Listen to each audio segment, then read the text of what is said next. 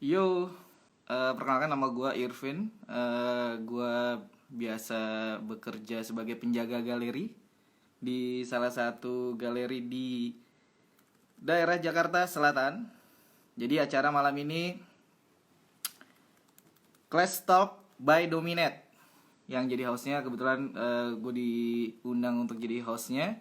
Dan malam ini kita akan obrol-obrol dengan salah satu seniman kontemporer yang ada di Yogyakarta. Bentar lagi gue akan mengkontak beliau ya untuk bisa ngobrol-ngobrol lebih jauh tentang apain aja selama pandemik ini dan progres ke depan ngapain aja. Bentar lagi gue masih kontak. Mana Halo, bos? iya. Oke. Selamat malam. Di sana jam berapa? Di sana jam berapa, Mas?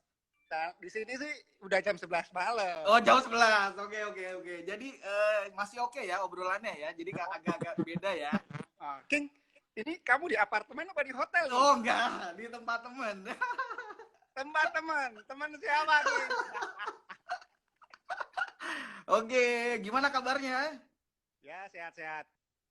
Tak kenalin ya, lagi ada siapa aja ya di studio Ya ya. boleh Mas, boleh aja boleh. Langsung aja lihat Nih, ini studionya. Ya, ya. wih.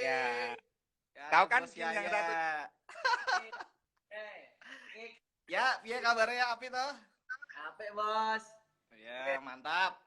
Sibuk Lagi apa nih? ngapain? Lagi bacain DM ya? Sibuk bos. Lagi japri pakai akun perontak. Iya, lagi japri pakai akun kerjaan admin kantor. Wah. Oh, Dito bilang tuh, Yayak mandi dulu.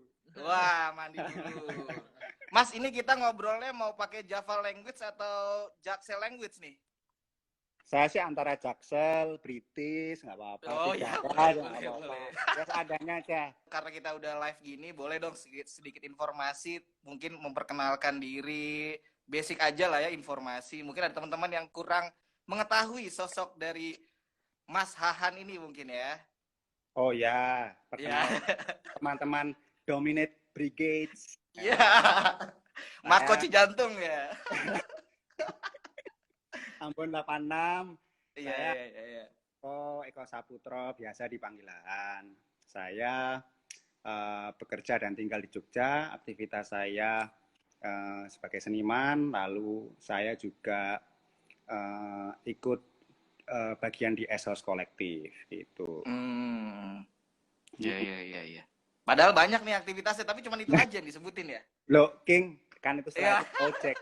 Baru kamu nanyain dong, gimana hostnya? Kamu nanyain Oh dong. iya. Oke. Oke, Mas, jadi gini kalau tadi ngomongin soal kesenimanannya gitu ya, sebagai seniman, boleh tahu nggak sih sebenarnya memang itu pilihan dari awal atau karena dulu sekolah dari seni rupa?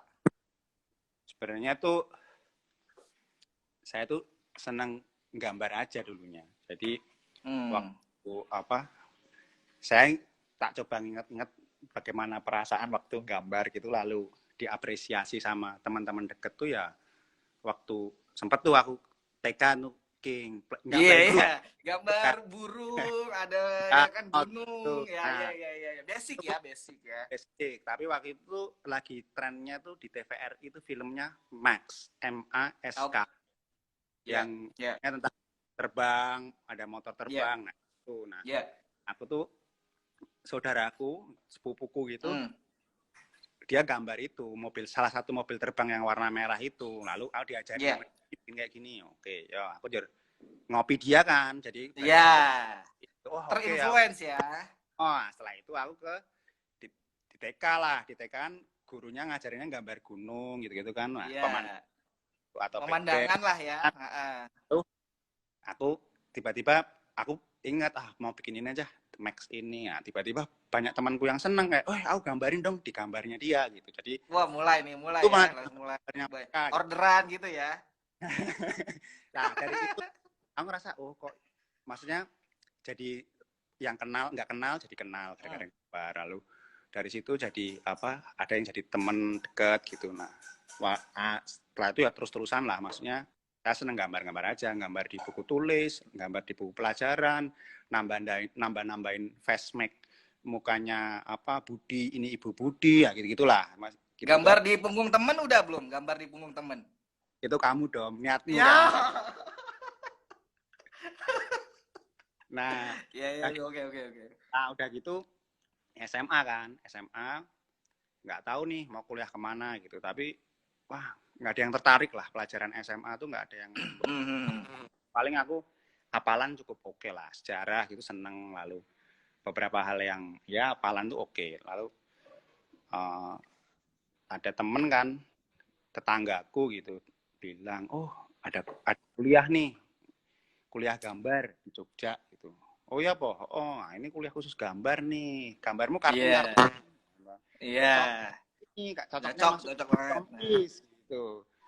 Nah, yang paling besar tuh setelah itu aku pindah, maksudnya ngomong sama orang tuaku ya otomatis apa itu hal yang enggak biasa ya, maksudnya keluarga aku kan keluarganya ibuku itu banyak sekali yang bekerja sebagai aparatur negara. Betul sekali, seperti saya layaknya ya. Jadi hal-hal seni itu tidak dilihat ya, jadi sebelah mata melihatnya. Iya. Kalau orang tua aku kan taktis, bapakku apa ya kontraktor, ya bisnismen gitu. Taktis saja mereka mikirnya udahlah. Kalau waktu itu ditawarin bapakku, udah kamu sekolah di Astra gitu. Sekolah di Astra, kamu langsung bisa pegang Astra. Oh ya. Kayaknya udah kamu masuk ke kepolisian gitu. Tapi waduh, kok nggak ada yang menarik ya menurutku. Nah, aku yang bilang waktu itu pas banget habis 98 kan Krismon, lalu di TV tuh banyak kan info-info mahasiswa banyak yang menganggur nggak dapat pekerjaan gitu. Nah, aku cerita kalau cuman kuliah sebagai apa yang nggak ada prakteknya nih susah nih sekarang nih kayak gini nih nggak ada lapangan pekerjaan, nggak bisa bikin lapangan pekerjaan. Lalu bilang aku tuh pengennya sebenarnya bikin apa belajar gambar lalu belajar desain, setelah itu bikin apa brand sendiri gitu. Nah, pengennya waktu itu ya brand-brand clothing label lah waktu itu lagi mulai kan banyak kan yang dari Bandung itu keluar gitu. Nah aku membayangkan apa distro juga lagi apa kenceng-kencengnya gitu, langsung ini menarik nih, menawarkan sama orang tua aku ini bisa nih kalau kayak gini nih mungkin aku bisa. Nah, orang tua aku bilang ya udah deh kamu nyoba ya 2 tahun nih, karena waktu itu kan masuk kampus yang di Sewon diisi itu kan susah ya, maksudnya tesnya susah. Tahun berapa kalau boleh tahu? 2001 saya. 2001, oke. Jadi tahu ya umurnya berapa ya? Ya lumayan. Ada yang lahir tahun 2000 ya, berarti 19 tahun, 20 tahun kan. Saya ditambahin. Lalu apa? Aku nyoba tahun pertama tuh gagal, nggak masuk lah. Karena memang apa? Ya aku belum tahu banyak hal gitu. Kalau aku masuk kayak bimbingan masuk isi gitu, nah disitulah aku ketemu beberapa teman. Yang kedua, yang paling susah itu bahasa Inggris gitu kan. Inggris. Nah, standar ya, basic ya. Ngapain belajar bahasa Inggris? Hidup di Magelang ngopo bahasa Inggris. Lah iya, gue ngopo ya ta. Ngopo. Penting tuh. Wah, penting juga. Nah, gua nggak masuk kan. Tahun pertama nggak masuk, aku nganggur ngikut bapakku gitu. Itu bisnis jual beli mobil. Jadi jual beli mobil Jakarta, jual di Kalimantan gitu. Lalu aku ikut itu lalu mulai belajar tuh dari yang aku dapat di bimbingan itu aku praktekin tuh, maksudnya nyobain airbrush gitu. Waktu kan airbrush ekspresi bersama Cindy Fatikasari kan lagi in-innya tuh. Boleh. Bisa. Kayak wah, ini yang pertama nih. Oh, halo Mbak Amalia, selamat datang Mbak Amalia. Halo Mbak Amalia, selamat malam. Nah, itu langsung teman-teman tadi ada Rudi Ambon semua pada melihat. Jadi kita ngobrolnya mungkin ramai. Nah, itu sih langsung tahun kedua aku nyobain. Nah, tahun kedua ini udah dijanjiin sama orang tua aku. Ini kalau kamu nggak masuk, kamu ngikutin rencana kita. Kamu kalau nggak masuk, apa Akademi Polri. Gitu. Udah itu Akpol. Oh, jadi emang arahannya Akpol juga ya? Iya, Akpol. Boy. Emang lo Iya. Dulu memang pakai baju seragam coklat-coklat kalau Sabtu Minggu nih di Mall Ambarukmo itu jadi incaran para gadis tuh, akbit gitu tuh biasanya tuh, kedokteran tuh ya. Nah, dari situ sih aku niat. Jadi 3 bulan sebelum itu aku datang ke Jogja. Aku waktu itu ada temanku yang bantuin, almarhum namanya Ferry. Ya. Dulu dia bikin usaha piercing gitu. Tapi dulu dia anak isi gitu, pindah ke Magelang. Waktu ketemu aku bantuin kamu deh gitu. Dia bantuin aku. Nah, ya wes, akhirnya masuk. Setelah masuk ketemu nih bersama Atat. Bon, Amon bilang lu gagah deh. Nah, ketemu teman-teman nih yang nggak lancar masuk isi. Jadi angkatanku tuh kayak yang 2 tahun nyoba nggak masuk, 3 tahun nyoba ya nggak masuk, 5 tahun nyoba Ternyata nggak susah ya di era itu ya gitu ya. masuk. Banyak yang nggak masuk dan ada banyak Ya. juga yang pindahan. Ada yang dari UPI itu Iwan Ono tuh itu Ya. pindah. Ya. Nah, tapi kan dia lumayan apa? Iwan Effendi ya, Iwan Effendi. Ya, dia itu kan lumayan lumayan udah kenal scene-nya lah ya. Maksudnya tahu rupa dia ikut daging tumbuh gitu-gitu. Nah, dari situ sih baru tahu nih ada pilihan lain nih ternyata. Ada pilihan lain tuh kalau aku kan ngambilnya waktu itu printmaking kan. Seni grafis. Nah, ada pilihan lain nih. Ini grafis murni ya. Grafis murni, ada pilihan lain nih. Ada yang namanya seniman nih. Seniman ini kayak gimana? Esik. Bahasa yang daki-daki ya kegundahan. Keresahan ya. Keresahan ya, tapi ya resah terus ya ora dadi-dadi King. Nah itu nanti. Iya, oke. Lalu dari sebenarnya aku waktu itu pertama tuh aku tertarik sama gaya gambarnya Popok Triwahyudi. Mas Popok. Dari Apotik Komik. Aku ngelihatnya tuh karena aku kan bimbingan tinggal di tempatnya Mas Denny gitu. Jadi dia kan dulu bimbingan itu kan ada kayak poster pameran tunggalnya dia di Cemeti. Wah, ini keren banget nih. Asir-asirnya gitu langsung. Wah, oke banget nih. Nah, ketemulah. Setelah itu ya nggak direncanain sih King, tapi setelah masuk di kampus ketemu teman, berbagi referensi. Disitulah mulai tuh ya. Keinginan membuat karya sendiri. Jadi menggeser baju coklat itu ya.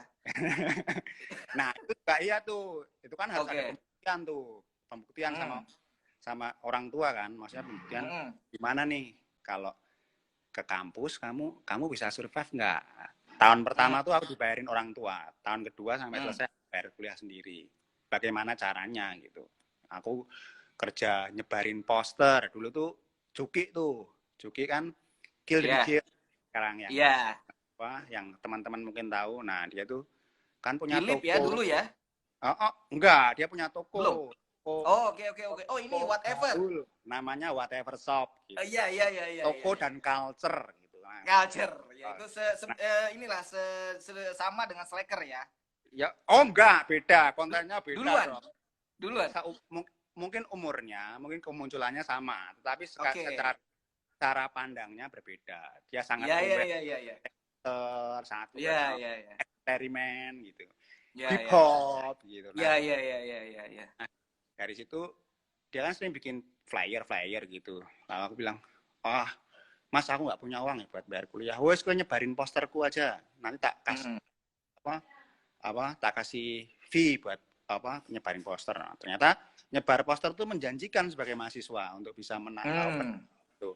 Lalu aku ikut di Kedai Kebun langsung Bu Neni sama Pak Alek, wes kamu mau apa nyebar poster Kedai Kebun? Ini tak kasih 50.000, kamu pakai motor 800, aku nggak punya motor waktu itu. Ada 8 Kedai Kebun tuh kan gitu waktu itu bensin berapa ya? 5.000 apa 7.000 ya? 7.000 itu puter 1 juga wis pol-polan. Itu satu sendiri atau sama teman? Sendiri lah. Sendiri. Sebelum teman kita Komar Yamamoto poster, aku itu nyebar poster. Nah. Iya. Atau Pak Gandung teman kita Pak almarhum. Ya, Pak Gandung. Almarhum Pak Gandung. Ya. Tuh, nah, setelah itu apa ya? Aku ngejob apa lagi ya? Oh ya, standar sih mural gitu ngikutin. Nah, dulu mural pertama tuh bantuin Wedar sama Wedar dapat job di Sosro tuh ada kafe baru minta di mural gitu ya, wis sama bantuin dia. Dapat duit 75.000, senang. Jadi seniman tuh ya gimana ya? Menurutku nggak direncanain sih. Tapi juga mau ngaku seniman tuh juga waktu itu kayak nggak pede gitu karena yang bener-bener udah ngelakuin kehidupan kayak itu kan banyak. Jadi menurutku seniman tuh dinobatkan sama lingkunganmu. Kayak, Betul. udah, wah ini seniman ini, wah udah jadi seniman toh aku toh. Nah itu kan Nah, iya iya. itu sih. Jadi bukan yang ya kan sekarang banyak tuh kenalan langsung, oh saya seniman juga gitu. Nah kan iya, saya paham. Iya. Jadi tidak sembarangan sebenarnya ya, kayak gitu ya. ya waktu dulu sih aku merasa, aku nggak tahu kalau sekarang kan ya, jadi seniman itu kan mungkin caranya banyak, media. Lalu nggak semua media harus berrelasi dengan media-media besar, media sendiri. Betul. Nah, kayak kita pun sendiri nih, ya kan? Nah, ya. Itu jadi ya perbedaannya banyak, kemudahannya sekarang lebih. Betul. Terus kalau ngomongin untuk pertama kali berpameran, entah itu solo atau grup, di tahun berapa? Grup itu berarti aku masuk 2002. 2002 itu aku pameran grup. Jadi, Gimana? Pameran grup itu pertama aku pameran tuh gara-gara anak mahasiswa Katolik bikin jalan salib. Nah, itu ada pameran, aku ikut aja pameran. Iya. Yang kedua, menginisiasi sendiri sama teman-teman seangkatan. Tapi yang enggak berrelasi sama kampus. Karena waktu dulu kita ngerasa pameran di kampus tuh ya pameran karya gitu. Ya pameran sebenarnya keluar ketemu sama audiens yang sebenarnya gitu. Nah, waktu itu punya temen tuh namanya Billy Budiharja. Billy Budiharja ini punya rumah daerah mana sih? Godean sana loh, Godean mentok gitu. Nah, dia punya satu di rumahnya gitu, bilang, "Oh, tempatku bisa buat pameran kalau mau." Oh, ya udah. Kita pameran aja. Nama komunitasnya dulu Akar Bambu. Akar mantap. Kembali ke akar ya, jadi basic gitu kan. Iya. Langsung pameran di situ, menariknya tuh yang datang itu memang sekitaran kampung situ datang. Pak RW, Pak RT, tetangganya Billy datang gitu. Menarik. Hingar seni rupa kontemporer tuh kadang-kadang nggak harus juga gitu. Tapi sesuatu yang dekat kita tuh sama audiens tuh juga jadi menarik. Nah, menurutku perasaan itu tuh karena bikin pameran aja gitu. Dari situ sih, dari 2002 tuh. Oke, berarti itu udah 2002 ya berpameran, ikut di grup ya? Ya, grup. Terus kalau solonya untuk pameran tunggal perdana dalam sejarah berkesenimannya? Berarti pameran tunggal perdana itu berarti 2009. Jadi tak ceritain nih, tahun 2007 tuh, jadi setelah itu gitu, lalu teman-teman tuh semakin berkelompok dengan ketertarikannya masing-masing. Jadi ketertarikan visual, ketertarikan referensi, ketertarikan musik itu yang menyatukan teman-teman gitu. Jadi angkatanku tuh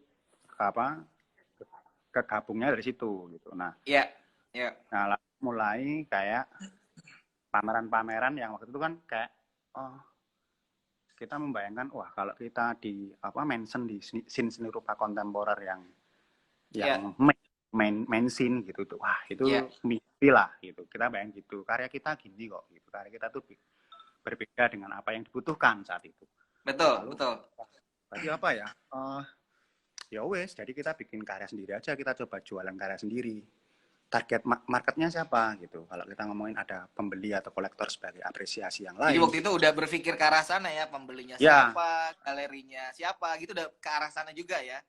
Nah, kita nggak pikirin galeri. Saat itu kita mikirnya adalah bikin karya. Tapi bikin karya, setelah bikin karya gimana nih? Kalau cuma bikin karya pulang aja yang lain gitu. Nah, waktu itu kita coba nih, level yang lain bikin karya. Tapi kalau gimana karya ini bisa diapresiasi, dikoleksi sama orang lain gitu. Kita bayangin siapa ya? Kalau kita, menurut kita bayangkan berarti generasiku dong, generasi kita dong gitu. Aku bayangin berarti yang koleksi karya kita ya yang dengerin musik yang sama, referensi yang sama, itu yang akan jadi future kolektor kita. Ya, sekarang mereka masih kuliah sama kita. Berarti kamu nggak mungkin dong membayangkan kamu bisa jualan kayak jutaan rupiah gitu. Ya udah. Betul. Jadi itu sebenarnya kayak kalau ngomongin tadi maksudnya lebih kayak pas angkatan itu memang dulu zaman kuliah dosen-dosen selalu bilang angkatanmu 2002 khususnya itu jadi salah satu contoh ke adik-adik di bawahnya dan membuat semacam tren sendiri sampai ada istilah Jogja Agropop kan ya? Nah, Jogja Agropop tuh sebenarnya juga aku sama beberapa teman-teman nggak sepakat namanya sih, tapi sebenarnya kita nggak sepakat. Iya. Nah lalu Kontemporer agraris gitu juga sama tuh ya, kurang ya? nggak mau. Iya ya. Nah, Oke. Lalu apa? Kita tuh inisiasi pameran gitu. Iya. Berarti kita audiensnya adalah teman-teman kita, seumuran kita nih. Ya udah. Jadi kita nyoba cari ruang-ruang yang bisa diakses dan nggak galeri. Jadi waktu itu kita nyobain beberapa kayak kafe atau kontrakan teman atau restoran gitu yang bisa dimasukin. Dan itu menurut kita ruang yang cukup hangat gitu. Nah, dulu tuh Iwan sama Ria itu bikin kayak manajemen namanya Cumi-Cumi gitu. Nah, Cumi-Cumi sebelum itu, terlahirnya Peppermoon ya berarti ya? Belum. Jauh sebelum ya. Jauh sebelumnya. Dari kita bikin katalog sendiri, bikin desain sendiri. Nah, dari situ tuh ya wes kita bikin. Ya kita jualnya materialnya juga material yang menurutku ya enggak fancy ya. Maksudnya nemu kayu di jalan, bawa pulang, diamplas, dihalusin, dicat, kita gambar gitu. Nah, dari itu material-material yang kita temuin dan itu murah gitu. Nah, pameran lah kayak di waktu itu di dekat rumah atau dekat lift gitu. Nah, itu ada kafe di situ, lalu dekat rumah. Nah, Cumi-Cumi ini juga nyelenggarain pameran tunggalnya Hendra Hehe itu. Nah, itu juga ini tunggalnya Hehe di situ berarti ya? Enggak, tunggalnya di via. Tapi iya. Yang organize itu Cumi-Cumi. Sebelum Harry Pemat ya, sebelum Harry Pemat Art Management itu ada Cumi-Cumi. Sebelum HPAM ada Cumi-Cumi Art Management. Iya. Enggak pakai Cumi-Cumi aja, Cumi-Cumi aja. Iya. Nah, ini Rudi nanyain Mbak adminnya siapa nih, Dom? Iya, tadi juga ada. Ada dia Mbak admin dari sini ada, nanti dicatat biar soalnya mau bagi-bagi giveaway gitu kan.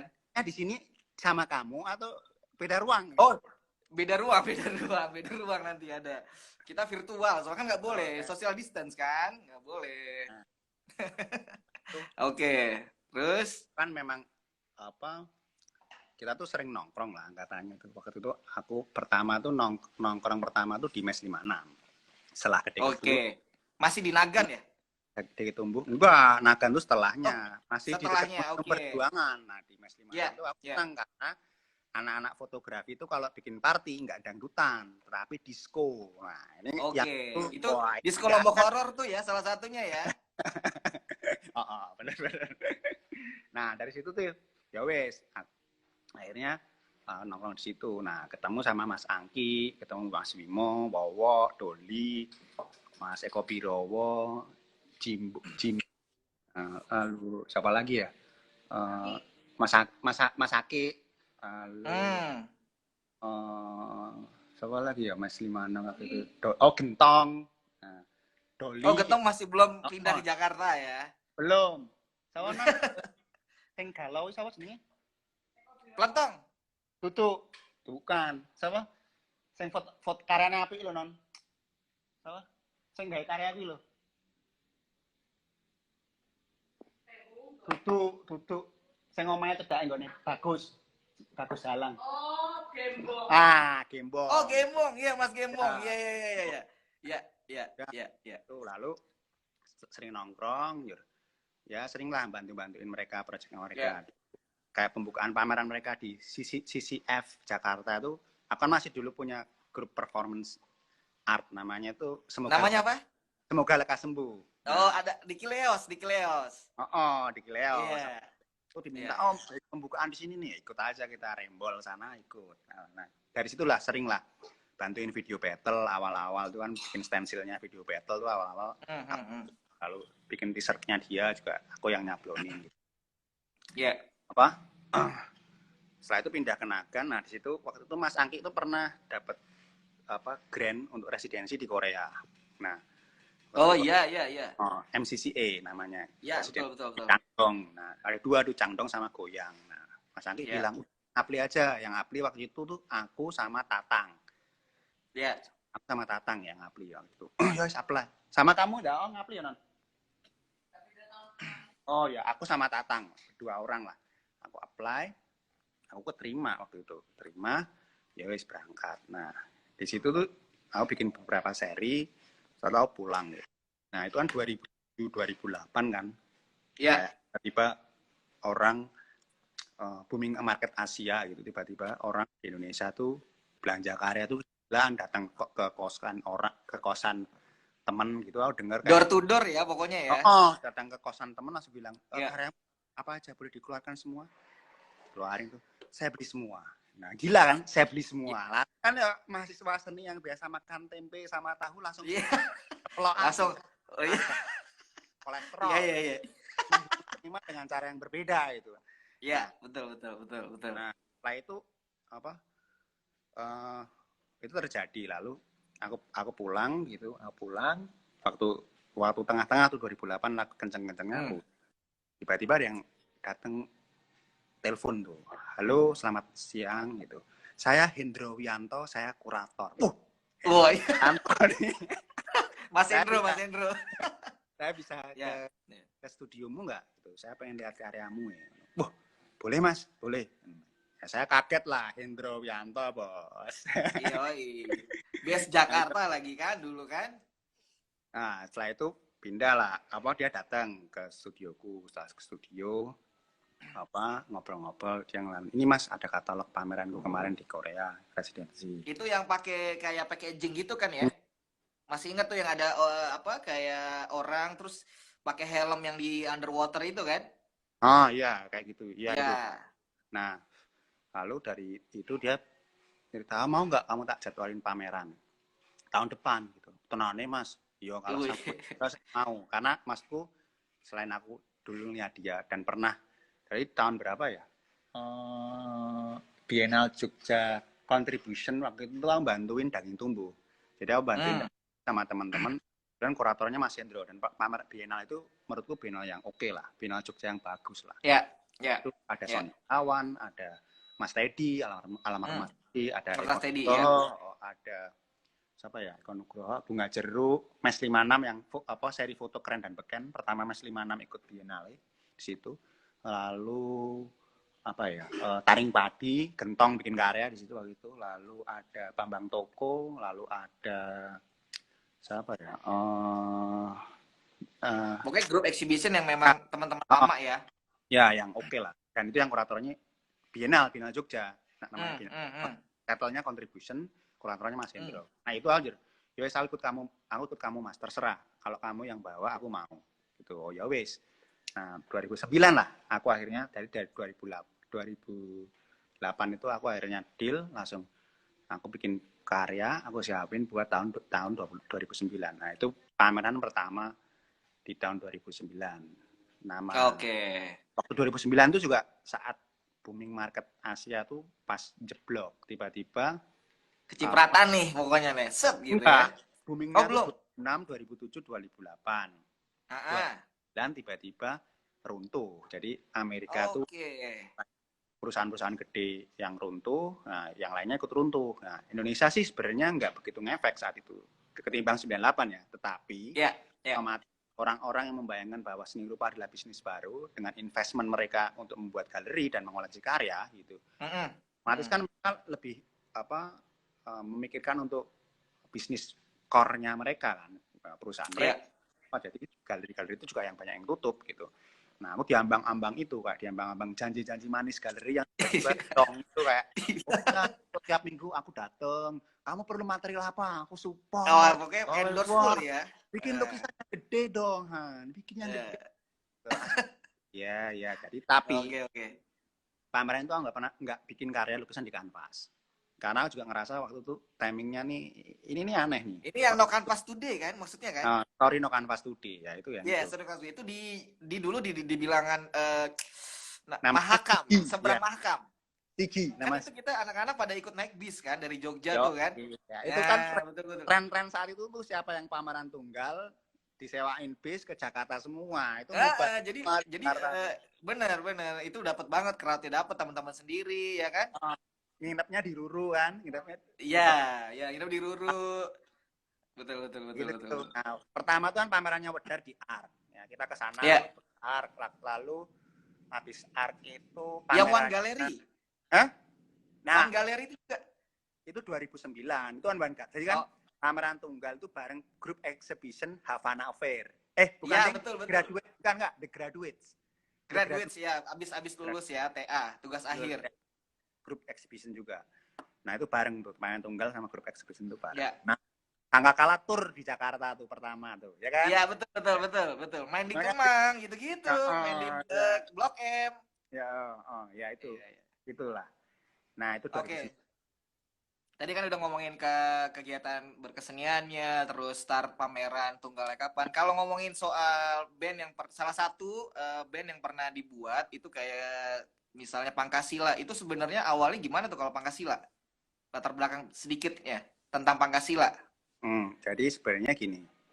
Jadi 2005 itu ada band dari Asialing gitu. Jadi Asialing itu bikin band buat seniman Australia untuk residensi di Indonesia gitu. Yang kepilih itu exchange program ya, nggak exchange. Asialing itu nggak pernah exchange. Jadi cuma ngirim. Jadi seniman, hanya mendatangkan gitu. Nah, Oke. Sama Yayasan Seni Cemeti yang sekarang jadi IFA AA ya. Indonesian betul. IFA A. Itu pertama. Jadi host tiga. Pertama ada Malcolm Smith yang sekarang dia bikin Crack gitu. Lalu ada Andy Fuller, sekarang istrinya Mbak Nunung, dia suaminya Mbak Nunung, dia bikin Nuriani Julestuti dari Kunci. Nah, dia tuh bikin yang riset sebelumnya tentang football hooligan gitu di Indonesia gitu. Beberapa tempat gitu. Sekarang dia mau ngajar di Leiden gitu. Lalu yang ketiga nih Danius Kesminas. Nah, nama yang ketiga yang nongkrong di Jogja. Jadi Malcolm di Bandung, Andy Fuller di Jakarta, nah, Danius Kesminas nyantol di Jogja. Dia datang. Nah, zaman-zaman itu 2005 kan memang seni rupa angkatan kita itu kalau nggak punya band nggak cool gitu. Nah, kalah. Lu nggak ngeband sih, ngapain? Ya betul. Itulah banyak lahir band-band makanya ya. Band-band yang menurutku menarik kan, referensinya lagi kenceng-kencengnya, internet betul. Internet baru kenceng lah, mulai diakses. Nah, generasi kita itu generasi migrasi dari manual ke digital, generasi migrasi ke internet gitu. Yang punya email dibukanya seminggu sekali gitu. Ini generasi kita. Yahoo Messenger, MCSI. Masih Yeman. Tadi itu warnet masih pionir lah. Warnet itu kayak yang terbaik. Lalu kita punya band sendiri sebenarnya. Jadi aku tuh dulu sama Krishna Widyatama Black yang Ribbon. Sekarang dia punya solo namanya Soda Dosa. Lalu ada Iyo Prayogo yang sekarang dia punya project Grave Digger. Lalu ada Prihatmo Catur yang punya band Airport Radio. Lalu punya proyeknya Moki yang pakai gending-gendingnya apa lali aku. Gemati. Nah, Gemati. Nah, itu. Lalu ada yang lain tuh. Nah, kita bikin Black Ribbon YK.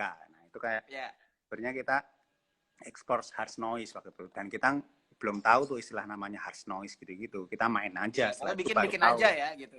Bikin aja. Setelah itu baru tahu ada referensi. Oh, ini ada nih yang bikin kayak gini di Jepang namanya Merspool gitu. Oh iya, wah, oke juga nih. Lalu ada Sonnen. Kita baru tahu setelah itu, referensinya tuh baru tahu setelah itu. Nah, di situ ada yang pengen rock and roll The Doors gitu. Modelnya ada bandnya Indun. Banyak style ya. Nah, ya itulah banyak style lah. Lalu Danis ini datang waktu dulu yang milih tuh Gentong. Jadi Gentong tuh milih dia gitu kayak. Ya, betul sekali. Saya sudah dengar ceritanya. Gentong milih nih. Siapa? Wah, ini menarik nih, seniman ini nih. Karyanya oke banget nih. Jadi menurutku menarik ya karena memang karya dia itu sebenarnya basicnya sculpture. Tapi karya-karya dia itu banyak yang bertransmisi ke singgungan ke musik gitu. Jadi dia punya proyek yang pertama tuh Slave Piano. Setelah Slave Piano Slave Piano tuh dia kayak ngajak pianis-pianis gitu. Sama dia bikin sculpture-nya basicnya dari piano. Piano itu dan dia ngomongin piano, dia ngomongin algoritma gitu-gitulah, musik gitulah. Itu anak musik banget lah. Lalu proyek yang lainnya The Histrionic nih. The Histrionic itu kayak parodi lagu-lagu rock and roll gitu, yang teksnya diubah dengan kritik seni rupa kontemporer global gitu. Jadi Capture Back in Town, I Shot and Warhol gitu. Nah itu kalian bisa search lah The Histrionics gitu. Nah dia datang ke Jogja, wah kan dia tampangnya tuh dosen banget gitu kan, yang rapi mana-mana, apa pakai baju dimasukin, lalu mau bikin proyek nih, jadi dia sama Gentong jadi asistennya, Gentong ngajakin muter ke gigs lokal. Studio visit ya, jadi semuanya dimampirin. Nontonnya enggak. Ya zaman itu kan Jogja juga lagi senang-senangnya bikin gigs independen kan. Maksudnya, apa dulu tuh main di apa namanya, bukan Bangker Cafe ya, apa sih, Stasiun Cafe kalau nggak salah. Jadi itu kayak di ini gerbong Bangker kan? Bukan, Gerbong Cafe. Bangker ada gerbong. Gerbong itu yang kalau kamu di Stasiun Tugu itu naik ke lantai 2. Gitu. Nah itu dulu ada kafe yang bisa diakses buat bikin penan. Emang settingannya gerbong gitu kan? Lalu wah ini oke nih. Nah aku main di situ. Nah Danius datang. Nah setelah itu beberapa minggu setelah itu dia Gentong tuh manggilin, mau ketemu dong sama apa presentasinya seniman apa dari Australia namanya Danius. Nah, kita datang, dia presentasi The Histrionic sama videonya. Wah sweet, masuk ini oke banget ini.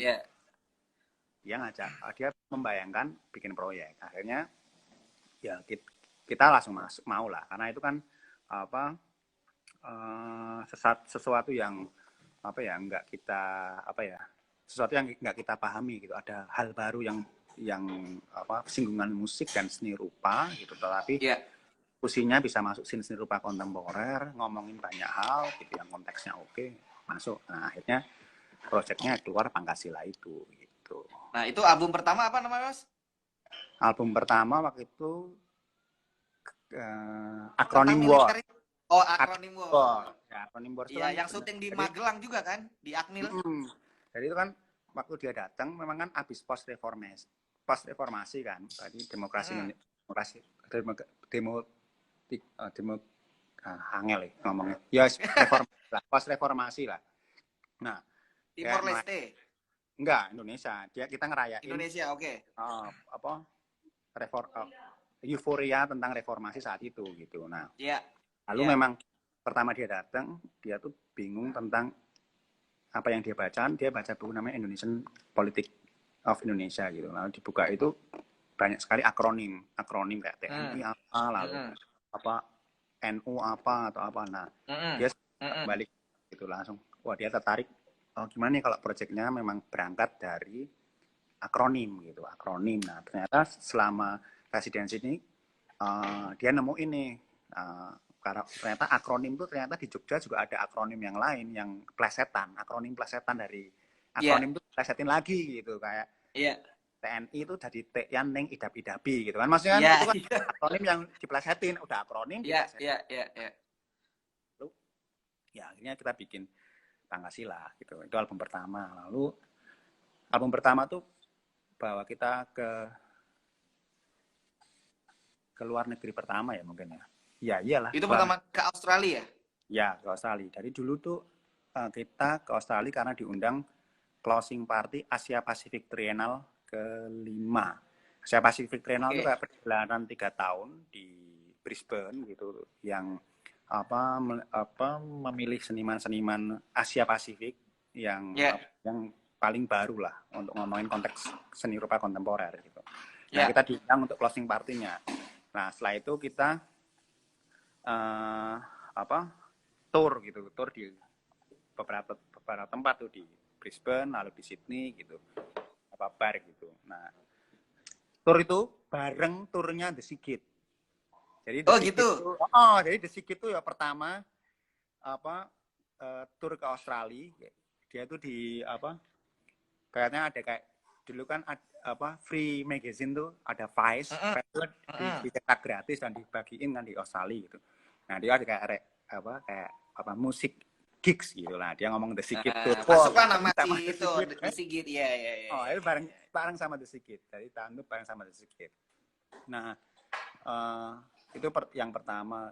Tour kedua tuh kita ke Havana. Jadi karena album itu Wah, kita, gokil sih. Nggak semua orang bisa ke sana kan nah, sebenarnya tuh. itu paling band yang model musiknya kayak gitu. Setelah Audio Slave lah baru kita. Yang ke Havana ya. Karena kita tuh Jadi kalau dalam sejarah Indonesia sendiri ada nggak band atau musician yang main di sana? Belum ya berarti ya? Atau ada sebelumnya? Belum ada ya?